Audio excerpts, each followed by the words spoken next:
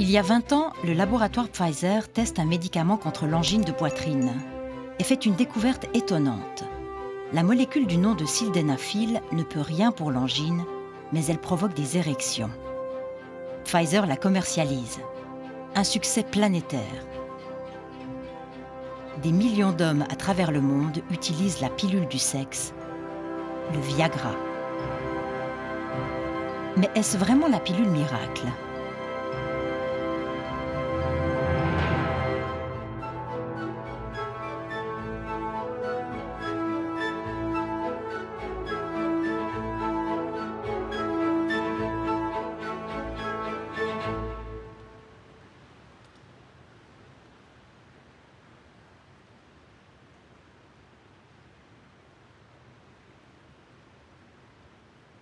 J'ai 75 ans, je vais sur mes 76. J'ai toujours eu une vie sexuelle tout à fait harmonieuse, sans aucun problème de panne ou quoi que ce soit. Pour moi, la sexualité a toujours été quelque chose d'important dans ma vie. C'est un peu le rayon de soleil que l'on a sur le paysage de sa vie.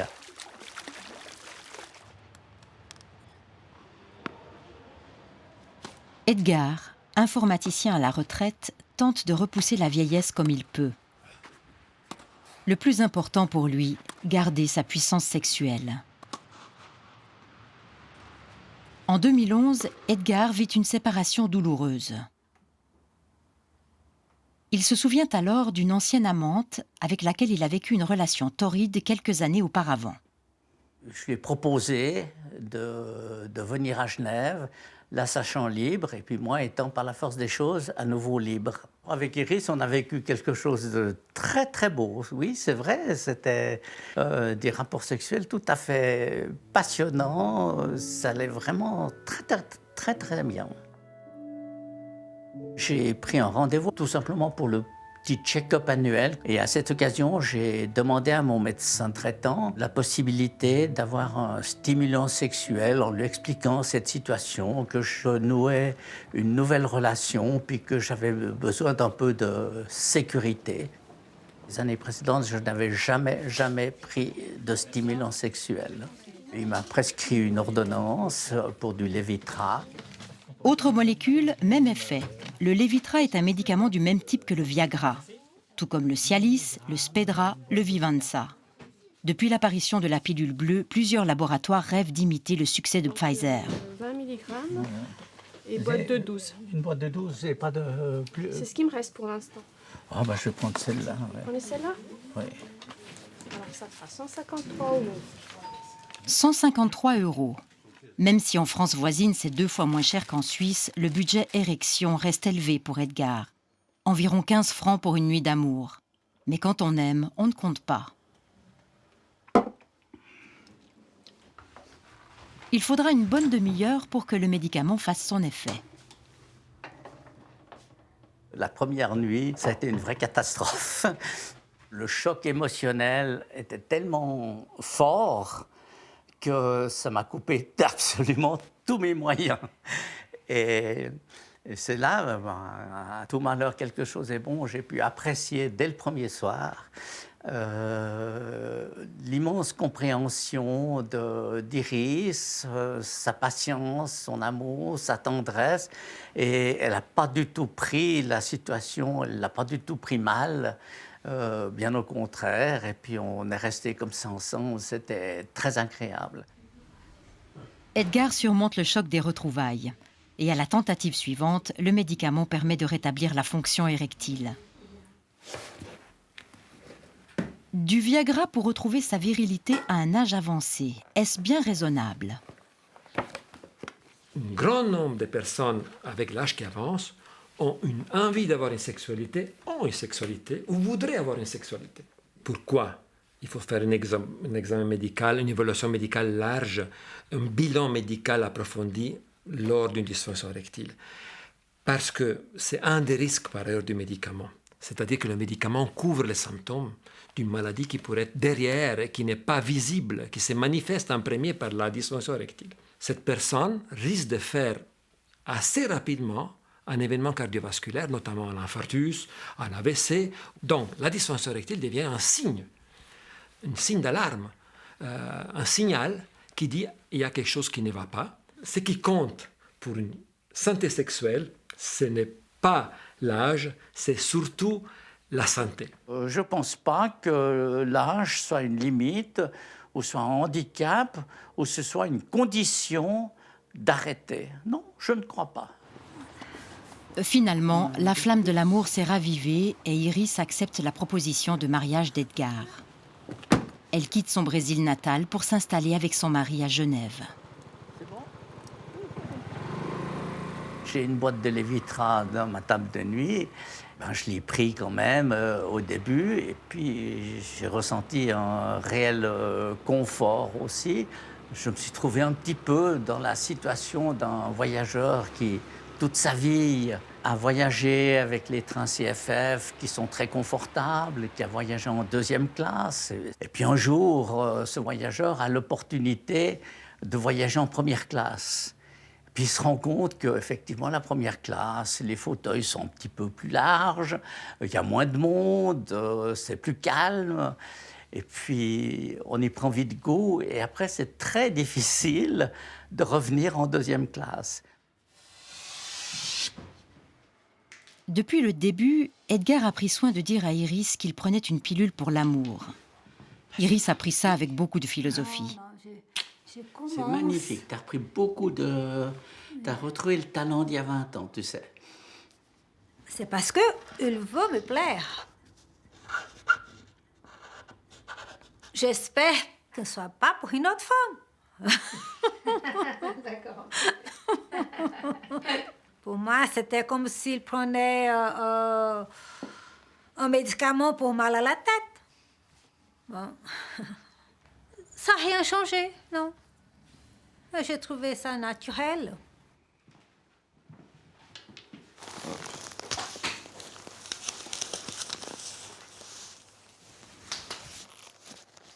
Fabrice n'a aucun problème d'érection, mais lui aussi utilise du Viagra à certaines occasions. Nous sommes à Anvers. Fabrice a été élu Mr Laser France en 2016, autrement dit Monsieur Cuir France. Il est accompagné par son ami Pierre pour se rendre à l'élection de Mr Laser Belgique. Comment vas-tu? Je vais bien. Félicitations. Tu es l'élu de l'an dernier? Non, de cette année. La prochaine élection, c'est en mai. C'est le Mr Laser Amsterdam qui m'a accueilli, avec qui j'étais dans le jury. Great. Nice to meet you. C'est le représentant de la communauté queer gay. Il y en a un par pays. C'est un représentant associatif qui est élu à la suite d'un concours. Et puis du coup, on essaye de porter un peu une parole au niveau de la prévention, au niveau communautaire. Du coup, on est dans des endroits privilégiés pour pouvoir parler avec les gens, pour pouvoir les rencontrer, pour parler de santé sexuelle, santé mentale, la santé, quoi. Ça va bien? Et toi? Ouais. T'es beau, j'avais pas vu ta chemise bleue. Montre-moi ça. C'est un mouvement qui est né aux États-Unis dans les années 60 pour faire un peu le contre-courant de comment était vue l'homosexualité à l'époque. À l'époque, l'homosexualité, c'était vu dans le cinéma, c'était uniquement la folle, etc. Et donc, du coup, c'était un moyen de reprendre les codes de l'hyper-virilité avec le cuir, avec les macho-men, etc. Et d'essayer d'inventer sa propre histoire, sa propre identité. Toute la société nous renvoie à l'image qu'un homme qui se vaut, qui a de la valeur, c'est un mec qui est viril, qui est puissant. Et c'est pareil chez les hétéros, je veux dire, dans tous les films romantiques où la femme, elle se blottit contre le mec qui est hyper fort, hyper puissant, et elle se met dans le creux de son épaule. Et ben c'est pareil chez les gays, quoi. Le super mec va toujours être valorisé par rapport au mec qui est un peu moins viril ou un peu plus sensible, quoi. Pour être un mec viril, il faut être un mec puissant. Et cette puissance-là, ça va avec le fait de bander dur, quoi.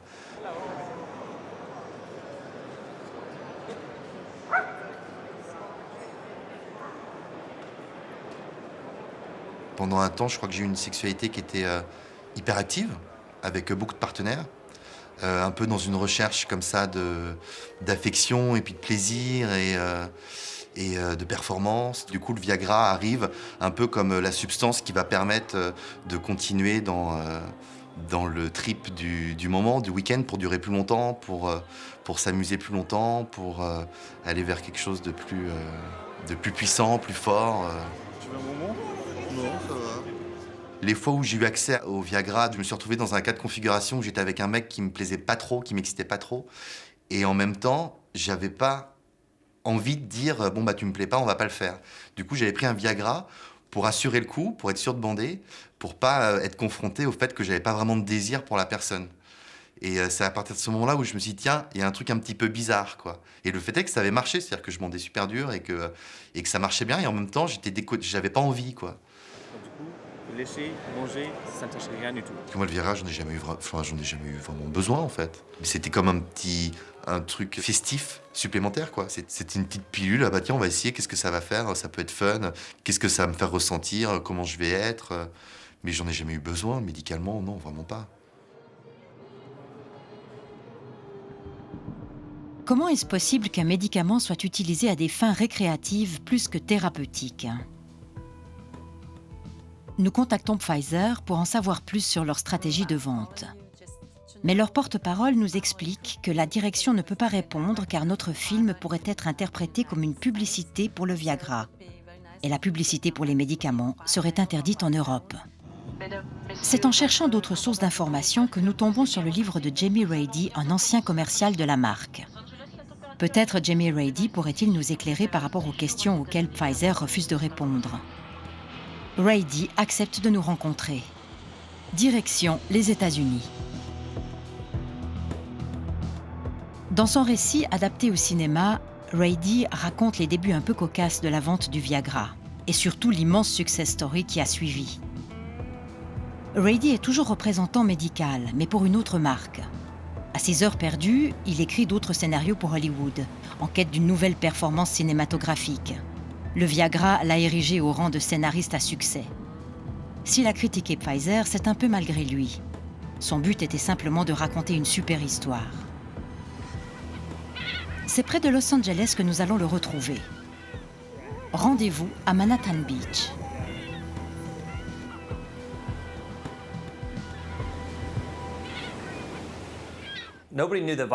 Personne ne savait que le Viagra allait devenir le Viagra et faire la couverture du Time Magazine ou les titres sur NBC News.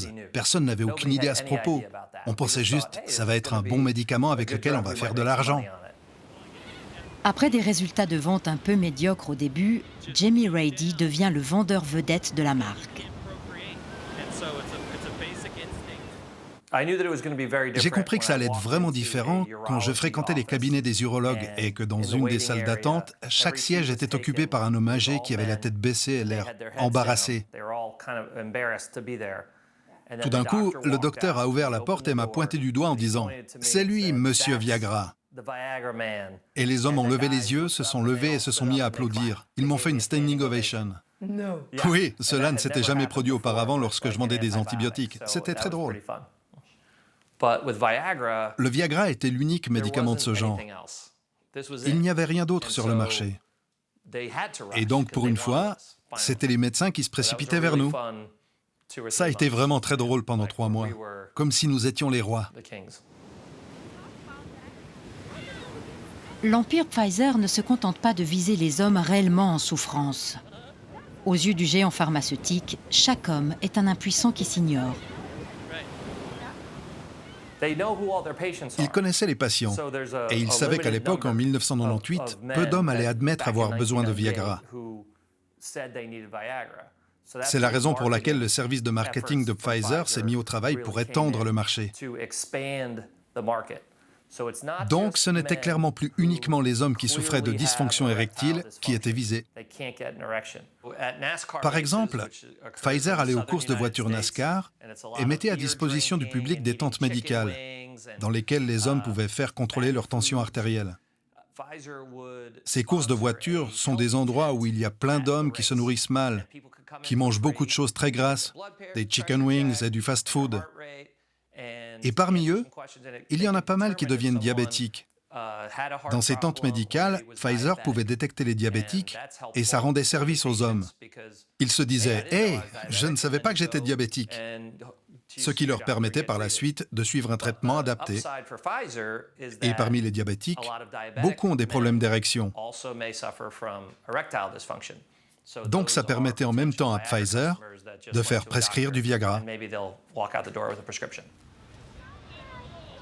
Dans les séminaires spécialisés de vente, les commerciaux apprennent à vendre le Viagra avec des méthodes qui pourraient s'appliquer au Coca-Cola. Démonstration. Personne dans une pub à la télé ne dit « Ouais, ce Coke est vraiment bon ». Ils disent « Oh mon Dieu, ce Coca est fantastique !» C'est dit avec enthousiasme. Eh bien, c'est la même chose avec la vente de médicaments. On a un nouveau médicament, il s'appelle Viagra. Viagra, yeah! Et on va le vendre, ce truc. En tant que vendeur, tu dois être gonflé à bloc. Ceci va être le médicament numéro 1 et nous allons flinguer la concurrence. C'est ça qu'on te dit dans les séminaires de vente.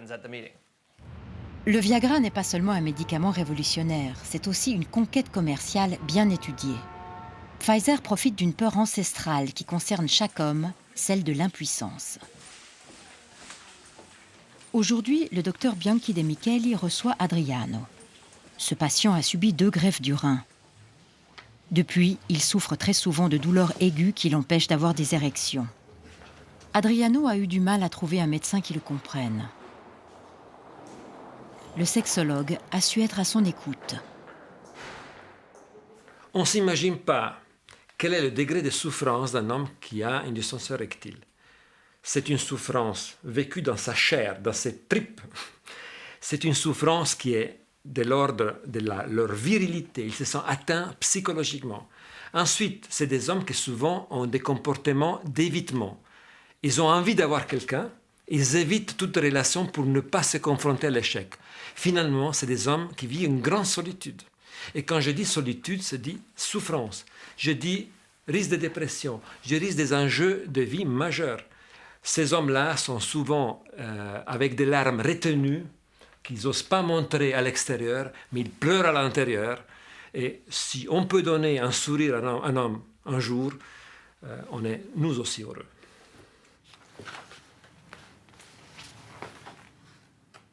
Et à vous, ça vous provoque un problème important, ces troubles de l'érection? Ça a été un problème, pas tout de suite, parce que c'est vrai que l'important, c'était le rein, au fait. Oui. On a laissé passer du temps, peut-être trop de temps, au fait, avant que je vienne vous trouver.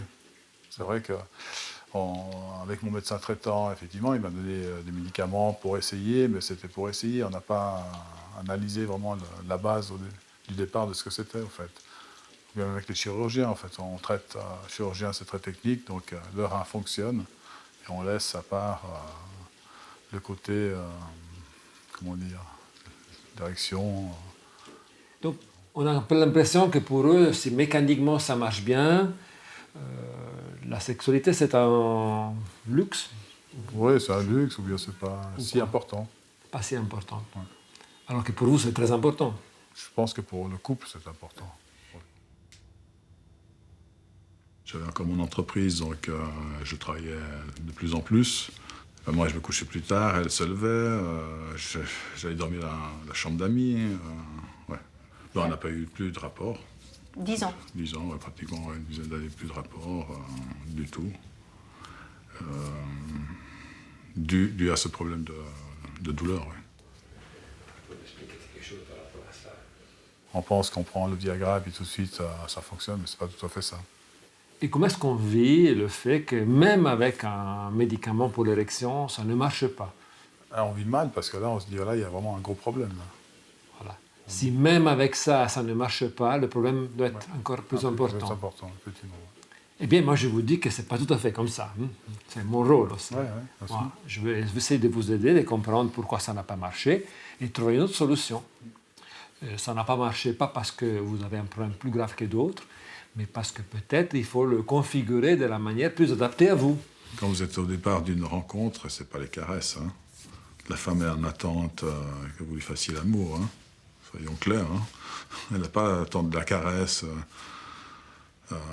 Même si avec l'âge, vous avez plus d'expérience, mais elle est quand même dans l'attente de faire l'acte d'amour. Hein. Donc, non. Et l'amour, c'est pas qu'une érection.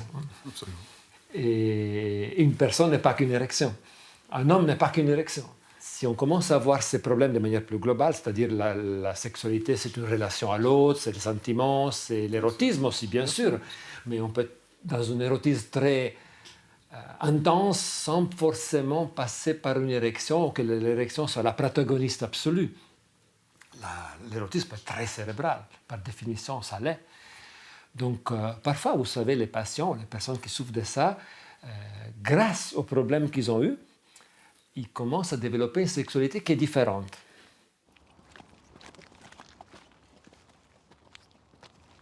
Lors du tournage, Edgar nous apprend qu'il a un cancer de la prostate. En fait, il le sait depuis 8 ans, mais il a repoussé l'échéance d'un traitement le plus longtemps possible. Aujourd'hui, une radiothérapie est devenue inévitable. Pour qu'elle soit efficace, Edgar doit subir en même temps un traitement hormonal. Et vraiment, du jour au lendemain, j'ai pratiquement plus de désir sexuel. C'est vrai que chez le chirurgien, quand il m'en a parlé, ma femme était présente. Et après coup, avec ma femme, on en a beaucoup parlé. Puis je lui ai dit, bon voilà, si j'ai plus de désir sexuel, tu ne dois pas penser que j'ai plus d'amour pour toi. C'est que, ben voilà, les circonstances font que je suis privé de ce désir pendant une certaine période. Et puis normalement, c'est que provisoire. Edgar sera privé de désir sexuel pendant au moins 1 an, et même les pilules de l'amour ne peuvent pas l'aider. Car sans excitation sexuelle, les médicaments ne font aucun effet. Elle a tout à fait accepté. Puis elle m'a dit, écoute, il y a un temps pour tout. Pour l'instant, ça, c'est pas possible, mais il y a tellement d'autres choses à faire. Elle n'a pas du tout pris mal. Elle n'a pas du tout pris mal la chose. Et j'en suis vraiment énormément reconnaissant de ça, parce que quelque part, quand même, on se sent un petit peu... se sentir coupable, c'est beaucoup dire, mais ouais, on se sent un tout petit peu amoindri, et puis voilà. Edgar et Iris ne ratent pas une occasion de célébrer leur amour. C'est le vôtre. À l'occasion de la Saint-Valentin, Edgar a prévu de préparer pour Iris un repas de fête entre amoureux. Merci. Regarde ça. C'est magnifique, ces petites tomates. C'est le problème du marché, c'est que c'est tellement beau.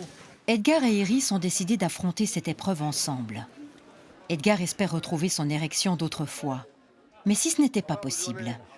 Soit j'ai plus de libido, donc j'ai plus de désir sexuel, alors que le moteur marche ou ne marche pas, ça n'a pas vraiment beaucoup d'importance.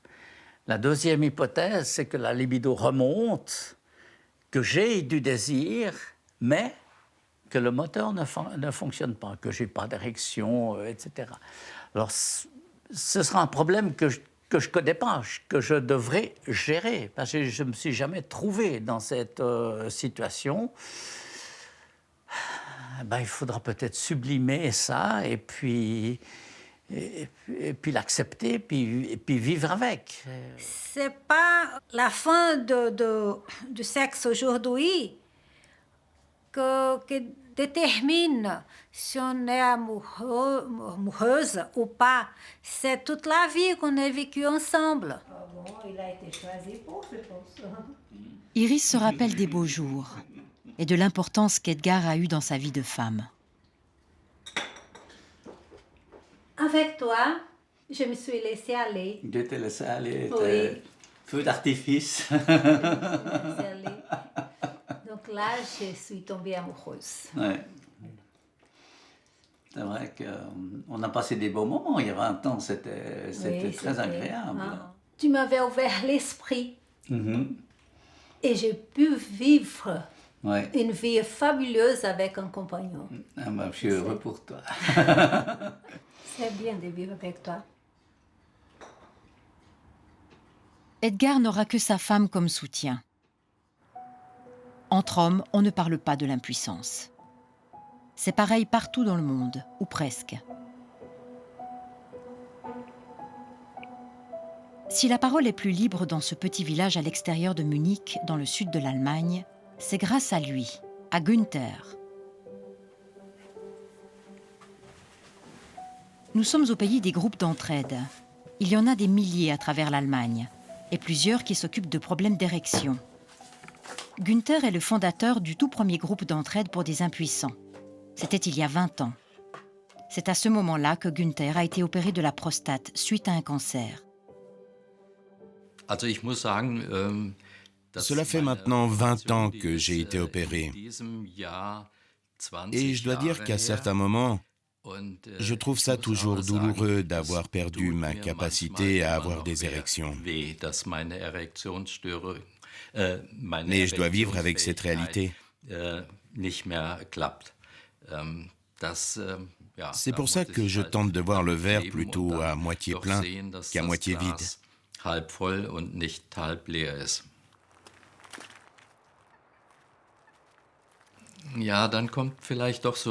Parfois, j'ai la sensation d'être en échec par rapport à une chose importante. Mais il faut dire que ce sont des instants plutôt brefs. Il faut éviter d'entrer dans une spirale négative où on y pense tout le temps. Alors je tente de penser à autre chose. Je pense par exemple au groupe d'entraide et cela m'aide à m'éloigner de ces pensées tristes.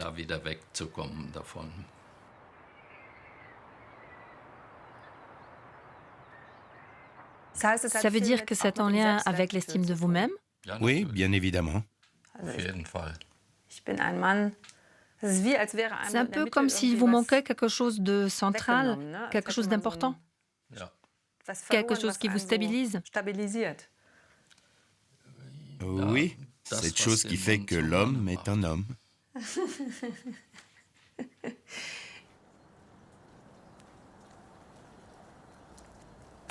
Manfred a eu plus de chance que Günther. Il a subi la même opération, mais plus récemment. Aujourd'hui, les chirurgiens savent préserver les nerfs et Manfred a pu retrouver sa capacité d'avoir des érections. Est-ce que le tram a de nouveau eu du retard? Non, aujourd'hui, il était bien à l'heure. Après son opération, Manfred a contacté Günther pour faire partie de son groupe d'entraide. Les deux hommes ont rendez-vous pour travailler sur le site internet de leur association. Le but, encourager d'autres hommes à les rejoindre. Tu as une bite molle. C'est la première chose que tu te dis à toi-même. Les autres, ils n'oseraient peut-être pas me le dire. Mais c'est bien de ça qu'il s'agit. Puis, il y a la peur que certaines personnes pourraient apprendre que j'ai un problème. Peut-être que ma femme va confier tout ça à sa meilleure amie et que celle-là trouve que c'est un excellent sujet de conversation pour la prochaine rencontre entre copines.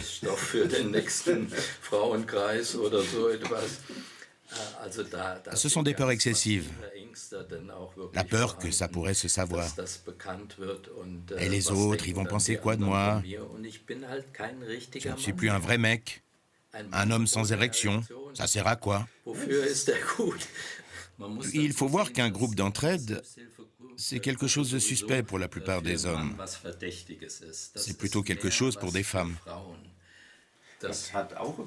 Oui, ça sonne un peu comme couille molle. Oui, regarde ça d'abord. Ça engendre un chaos émotionnel pour chaque homme. C'est toujours difficile quand on prend conscience du fait que ça ne marche plus. Je fais quoi maintenant? Certains me disent que je suis courageux d'aller dans un tel groupe. Il faut peut-être dire aux hommes que ce n'est pas comme ils pensent. Ce ne sont pas des hommes qui font du tricot ensemble.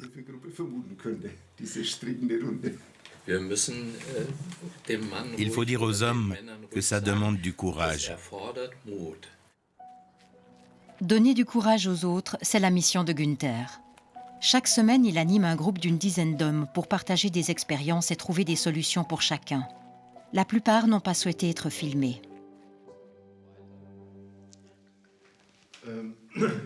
Je suis courte et j'ai également subi une opération de la prostate. C'était il y a 2 ans et j'ai les mêmes problèmes que les 2 messieurs qui ont parlé avant moi. Je suis nouveau dans le groupe, je suis venu pour pouvoir échanger avec les autres et profiter de leur expérience. Est-ce que tu peux nous dire comment cela s'est passé pour toi avec les médicaments? Car au début, tu as pensé que ça ne marcherait pas pour toi. Peut-être peux-tu donner des conseils à court?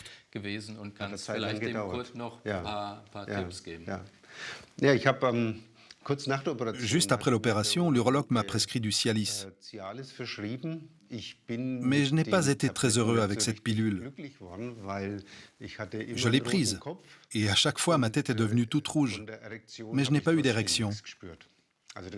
C'était 2 ou 3 mois après l'opération, du coup j'ai laissé tomber. Alors que tu étais excité?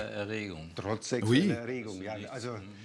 Nous avons quand même eu des relations sexuelles avec ma femme, mais sans pénétration, puisque l'orgasme fonctionne aussi sans érection. Puis le temps a passé, et c'est au bout d'un an que j'ai senti à nouveau que quelque chose bougeait. Alors j'ai fait une nouvelle tentative avec la pilule, et c'était un peu différent. Les oreilles étaient toujours rouges, mais il y avait aussi quelque chose de changé au niveau du pénis. Tes pieds aussi ont chauffé? Je dois dire qu'en réalité, le groupe est devenu une thérapie pour moi. Si je ne m'étais pas donné cette mission, j'aurais peut-être aussi plus ou moins mal géré ce problème. Je serais peut-être également tombé dans un profond trou noir, comme c'est le cas pour beaucoup d'hommes. Pour beaucoup d'hommes, l'impuissance peut les mener à découvrir de nouveaux jeux érotiques qu'ils peuvent tester avec leur femme. Ça suppose bien évidemment d'en parler ouvertement avec sa femme. Mais si c'est possible de communiquer, on peut trouver des solutions qui permettent d'avoir tout de même une vie sexuelle épanouie.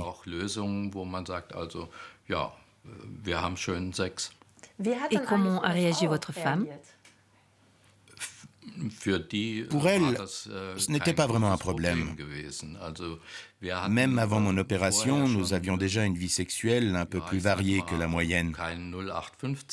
Pour nous, c'était évident qu'il y a d'autres façons de faire l'amour et qu'il ne faut pas forcément une érection. Alors on fait ça et puis on l'apprécie. Mais Günther n'est-il pas contraint de faire contre mauvaise fortune bon cœur et d'utiliser au mieux les possibilités qui lui restent?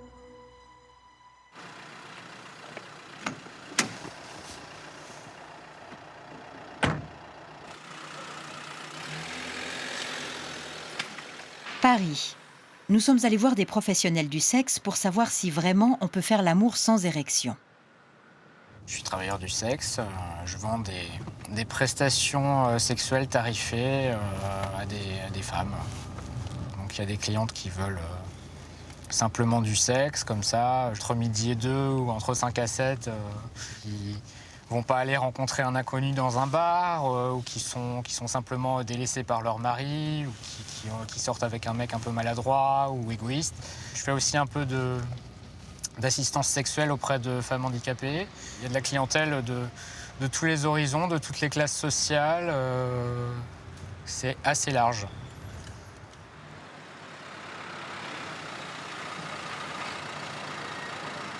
Dans mon métier d'escorte, j'ai jamais utilisé le Viagra, j'ai pas eu l'occasion. Si toi, tu étais maintenant dans la situation d'avoir des problèmes d'érection avec tes clientes, alors tu feras quoi? J'ai déjà été dans cette situation, comme tout le monde, et puis je sais pas, en général, je me demande, peut-être ça va venir, peut-être ça va pas venir, voilà. Je me dis, c'est pas grave, ça peut arriver, je suis un être humain, je suis pas une machine, et la plupart du temps, elles disent que c'est pas grave aussi, et puis que je peux les faire jouir par d'autres moyens. Et j'ai eu quelques clientes, ça m'est arrivé, qui l'ont un peu mal pris, qui l'ont pris de manière agressive, etc. Parce que elles attendaient elles faisaient partie des rares clientes qui ont attendu vraiment une performance de ma part. Mais c'est pas pour ça que je vais me mettre la pression moi-même ou que je vais considérer qu'il y a une obligation de résultat parce qu'elles m'ont payé. Je suis un être humain et je veux dire, si je dois avoir une panne, j'ai une panne et puis voilà. Et on essaie d'y remédier si c'est possible et si c'est pas possible, tant pis, quoi.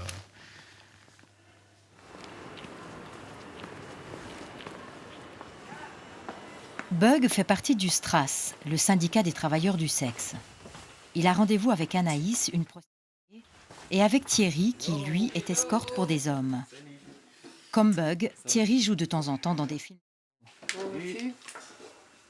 Enfin, moi, en tant qu'acteur, ça me dérange pas. Prendre du Viagra pour tenir une après-midi sur un tournage, parce que je pense que les gens s'imaginent pas forcément, mais t'es dans des positions super inconfortables, tu dois faire attention à la caméra, ton partenaire, toi, tu vas penser à des trucs qui t'excitent pour bander, des trucs comme ça. Si tu prends du Viagra, t'as un peu moins besoin de te concentrer, ou c'est quand même c'est plus simple, quoi. T'as le froid, t'as le réalisateur qui te gueule dessus, t'as la caméra ou une perche qui passe sous toi pendant que t'es en train de... Mais ouais, enfin moi en fait l'expérience que j'ai eue par rapport au Viagra sur un tournage m'a pas donné envie de faire ça en dehors de manière récréative. En fait j'avais l'impression que ma était engourdie presque, qu'il y avait un truc de plus avoir presque autant de sensations que j'en avais avant. Moi j'aime bien sentir des évolutions en fait dans mon érection. Il y a des niveaux dans l'érection en fait, on n'est pas toujours... Vous avez des clients différents et leurs attentes ne sont pas forcément les mêmes. L'utilisation et le potentiel du Viagra est peut-être pas la même non plus. Donc j'ai pas l'impression qu'il y ait beaucoup de clients qui prennent du Viagra. J'ai des clients qui effectivement ont des problèmes d'érection ou qu'on pourrait considérer comme des problèmes d'érection. Mais la raison principale qui fait qu'ils vont voir des travailleuses du sexe, c'est que justement, ils savent qu'ils ne vont pas être jugés là-dessus et qu'ils peuvent explorer d'autres formes de sexualité sans être jugés uniquement sur leur pénis et leur érection. Pas de Viagra, mais certains clients sont tout de même préoccupés par la performance. Je vois parfois des hommes qui refusent de voir, de comprendre, d'admettre qu'un rapport qui dure 1 heure, ben non, c'est pas drôle du tout en fait. Si on vous caresse, par exemple, 1 fois doucement, c'est sympa, une 2e fois aussi. Si on vous caresse 50 fois la même zone de la même façon, au bout de la 50e fois, vous ne trouverez pas ça agréable du tout, même si la première fois, c'était très agréable. Toutes les femmes n'aiment pas les mêmes choses, donc il faut écouter aussi son partenaire et se dire que c'est pas parce qu'on sait faire 17 positions différentes et tenir 1h30 que forcément, on est un merveilleux amant. Je pense que le merveilleux amant, il sait écouter sa partenaire ou son partenaire et il s'adapte. Et là, il se rend compte bien souvent que l'érection... Il y a des moments où c'est vachement bien, et puis il y a des moments où on peut très très bien s'en passer. L'importance de l'érection là-dedans est moyenne. Je pense qu'elle a son importance en termes de pénétration, mais que la pénétration n'est pas forcément le point d'orgue de l'acte. Et qu'il faut aussi savoir décentrer le plaisir si besoin, il faut savoir aussi utiliser ses doigts, utiliser sa langue, utiliser des jouets, être un petit peu plus inventif que simplement faire comme dans les films. Voilà, c'est qu'un outil en fait, l'érection, c'est pas une finalité. Quand on fait des plans des fois qui se passent bien, on va super loin et tout, on sent que les mecs après sont hyper en demande en face. Et ils nous mettent sur un espèce de... dans un rôle, dans un personnage où d'un seul coup, on perd sa liberté d'être juste soi, quoi. Et du coup, bizarrement, dès qu'il y a une obligation, ça tue l'envie, quoi. À Lyon, Fabrice, en tant que représentant emblématique de la communauté gay, doit tenir son rang. Longtemps, il a cru qu'un homme sans érection était comme un roi sans couronne. Il y a tout un mouvement qui se passe depuis quelques années avec ces nouvelles drogues de synthèse qu'on trouve sur Internet. Et les mecs qui te disent « Ouais, tu t'es chems, point d'interrogation ». Et donc, ça veut dire chems, c'est chemical sex, c'est sexe chimique, quoi. Et donc, c'est toutes les drogues de synthèse que tu trouves sur Internet assez facilement. Et donc, le trip, c'est on va se rencontrer et puis on va consommer ensemble des drogues, du Viagra, pour se faire un trip à deux, quoi. Et moi, je m'en suis vite rendu compte, en fait, parce que j'ai commencé un petit peu à essayer. Et puis, j'ai vite vu cette pente glissante que ça pouvait représenter, de ce que ça faisait sur moi. C'est-à-dire que très rapidement, je pensais qu'à ça. C'est-à-dire que j'étais arrivé à des tels niveaux de plaisir que je pensais qu'à ça, qu'à réorganiser un plan Kems pour pouvoir repartir super fort et pour pouvoir ressentir le truc. Et puis, de faire sans, ça devient chiant. Et ouais, c'est là où ça dérape, quoi. Le dérapage dont parle Fabrice, c'est aussi la mauvaise utilisation de ces stimulants sexuels, dont le surdosage peut avoir des conséquences méconnues de ses consommateurs.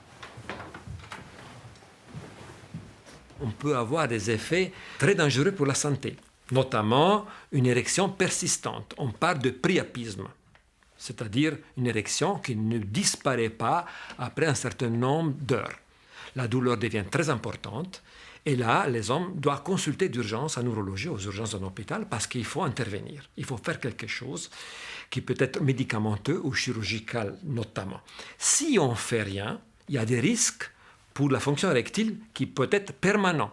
On a eu des cas de personnes qui ont abusé de ces médicaments et qui ont perdu pour toujours la fonction érectile parce qu'ils ont détruit les organes liés à l'érection. Un autre risque qu'on peut voir, c'est l'association de ces médicaments, Viagra et d'autres, avec... Là aussi, certaines personnes associent l'ecstasy, la cocaïne au Viagra pour avoir, encore une fois, une performance sexuelle encore meilleure, avec des risques encore plus importants pour la santé ou pour la vie de l'individu. Donc attention, chaque invention a son côté positif extraordinaire, mais l'être humain est capable de trouver des effets très délétères pour lui et pour les autres à travers les découvertes. Les stimulants érectiles rapportent gros. Les ventes se font sans ordonnance par Internet, un marché annuel de plusieurs milliards de dollars. C'est dans cette cave à Berne que les autorités suisses stockent les médicaments saisis par les douanes, plus de 1000 livraisons en 2016. Pendant les dernières années, on a vraiment observé une augmentation du taux des médicaments contre la dysfonction érectile qui fait maintenant plus que la moitié de tous les médicaments qu'on saisit. La grande quantité des médicaments contre les troubles d'érection, ça vient de l'Inde. La plupart des produits saisis sont des contrefaçons. La fabrication est contrôlée par des cartels, semblables à ceux qui fabriquent des drogues. On répète toujours qu'il ne faudrait acheter aucun médicament par Internet. C'est un trop grand risque pour la santé.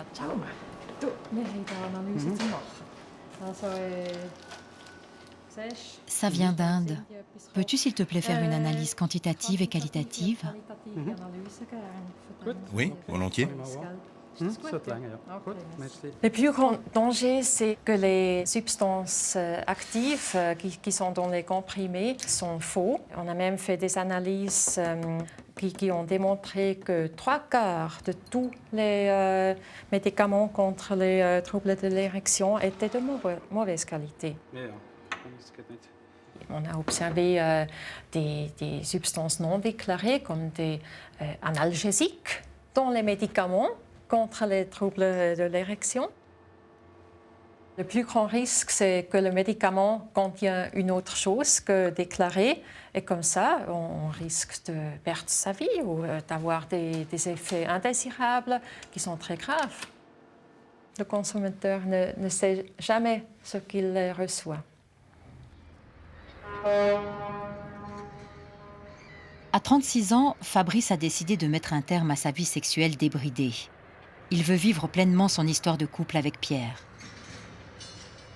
Je regrette rien de ce que j'ai fait, et puis c'est génial, et puis voilà, puis je continue aussi. Enfin, tu vois, je suis pas dans un truc de dire le sexe débridé c'est mal, pas du tout. Ça m'a construit aussi, ça m'a permis de prendre confiance en moi, ça m'a permis de lâcher un peu de pression à des moments où j'en avais trop, ça m'a permis de rencontrer des gens, ça m'a permis d'avoir du fun et puis du plaisir et puis de s'éclater, quoi. Et puis ça fait du bien de s'éclater, tout simplement.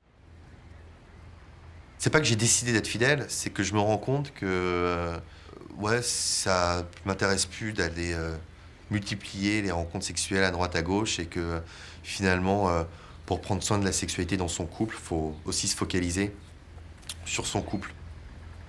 Et ce qui est chouette, c'est de toucher à quelque chose de vrai, finalement.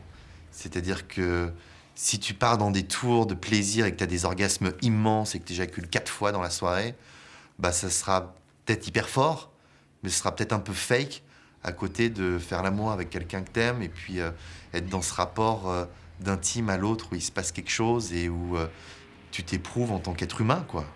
Faut faire la différence entre plaisir et bonheur. C'est-à-dire que t'as le plaisir et puis t'as le bonheur. Alors le bonheur, ça fait peut-être un peu moins de bruit que le plaisir, mais putain, c'est vachement bien aussi, quoi. C'est ce qu'il y a de plus beau, je trouve, quand c'est l'amour qui va t'amener à la sexualité. Et c'est ça qui est le plus profond, quoi.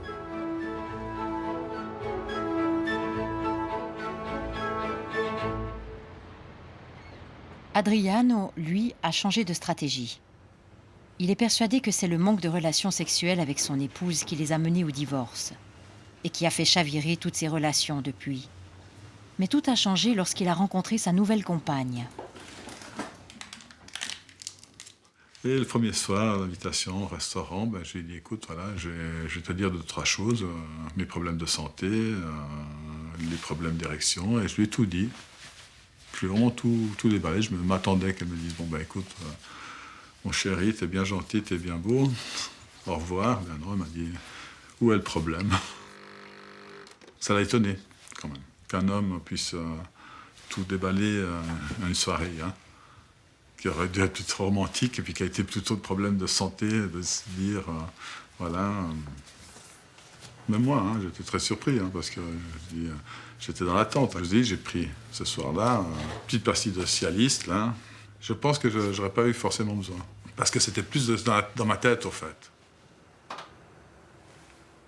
Ça m'a fait du bien, dans le sens où, moralement, je me suis dit, bah, tiens, c'est une femme, arrive à comprendre. Mais toutes les femmes arrivent à comprendre, c'est pas que... C'est que là, je pense qu'elle a dit, tiens, cet homme, il est clair, dès le début. Ça faisait quand même, depuis la greffe, quand même une quinzaine d'années, hein. Il y a eu une fois ou deux des choses qui se sont faites, mais sans vraiment le grand plaisir, hein. Donc là, ça s'est passé sans douleur, ce qui est assez étonnant, ce qui était très étonnant, hein, parce que chaque fois que j'avais un rapport, j'avais des douleurs terribles.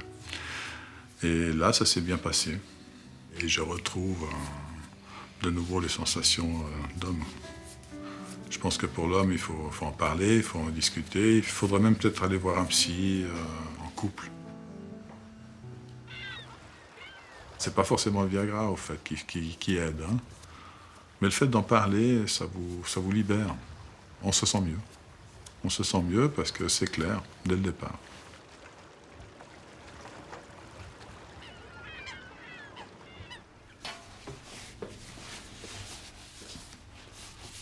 Edgar a bientôt fini son traitement hormonal.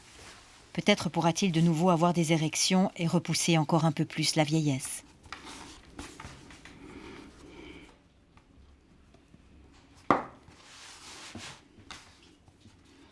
Il faut un peu plus de farine, chérie. Je sens, ça colle sur la main. Voilà. Tu la reposes. Oui, j'aimerais bien que ça reprenne bien et que je puisse de nouveau avoir une vie sexuelle qui soit tout à fait harmonieuse, ne serait-ce que pour ma femme. Je fais tous les efforts possibles pour que ça marche. Et puis, ben voilà, après, c'est plus vraiment ma volonté, c'est la situation qui fera que ça marche ou que ça ne marche pas. Je crois qu'il faut encore un peu plus de farine. Oui, je sens qu'elle colle. Oui, ça colle un peu. Ça, et d'autre côté. Alors, si ça marche, ben voilà, bravo, le soleil est revenu, la vie est belle, et puis tout va bien. Et puis, si ça ne marche pas, ben, on fait avec, on compose avec. Il n'y a pas tellement d'autres solutions. Trop tard, on a décidé. Bon, maintenant, ça devient délicat. Avec l'âge, il faut accepter aussi certains renoncements, hein. Je ne vais plus faire de la haute montagne, je me contente de la moyenne montagne. Le tennis, ben, je ne suis plus aussi performant qu'il y a 30 ans en arrière. Et puis, je ne m'en porte pas plus mal. Ça a l'air de marcher. Oui. Écoute, non, c'est pas ça. Il faut que je mette de la farine. Bon. La technique, c'est tourner la plaque. Si tu changes, là. On va voir. Oh, tu vois? Oui. Parfait. Arrive, allez. Oui. Je garde la même estime de moi que quand j'avais des possibilités de sexualité tout à fait normales. Magnifique. Le fait que pour l'instant, j'ai pas d'érection, d'accord? Je ne me sens pas, en tant qu'homme, je ne me sens pas du tout diminué. Pas du tout. Un petit bisou farineux. C'est parfait, hein? Félicitations, tu as réussi, hein? Je reste un homme avec ou sans. C'est joli. Merci. C'est notre 3e Saint-Valentin. Et je suis très heureux de te dire que j'ai la même force d'amour que j'avais au premier jour quand je t'ai rencontré. Bon appétit, ma petite puce. Bon appétit.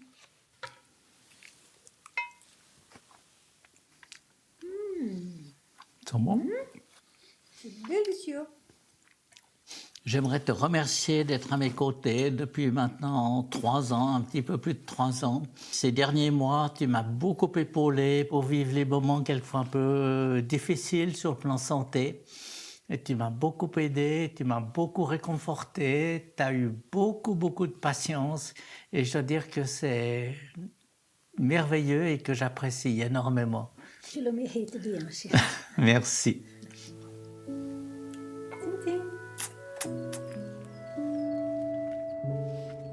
Et le Viagra dans tout ça?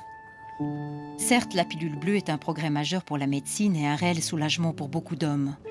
Mais son succès est aussi dû à un malentendu entre hommes et femmes. Car contrairement à l'idée ancrée dans l'esprit des hommes, il est plus important de parler que de bander.